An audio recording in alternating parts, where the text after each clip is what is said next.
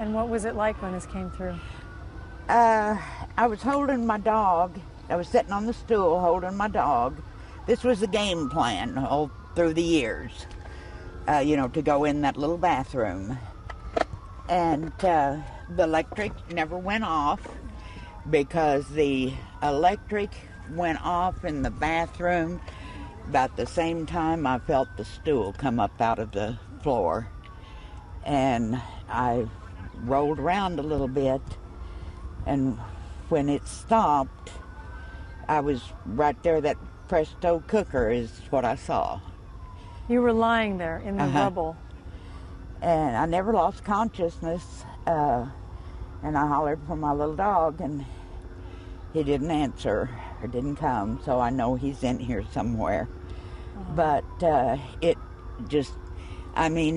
was there and it was gone. Just no time.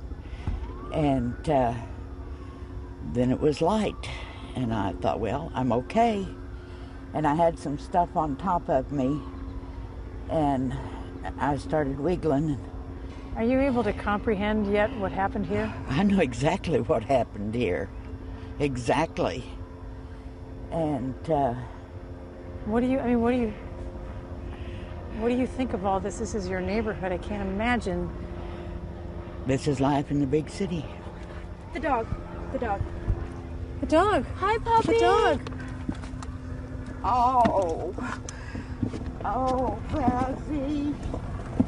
Oh, Belzy. Bless your little bitty heart. Help me. Help Megan. Oh, Belzy. Oh. Come on. Get him. Oh.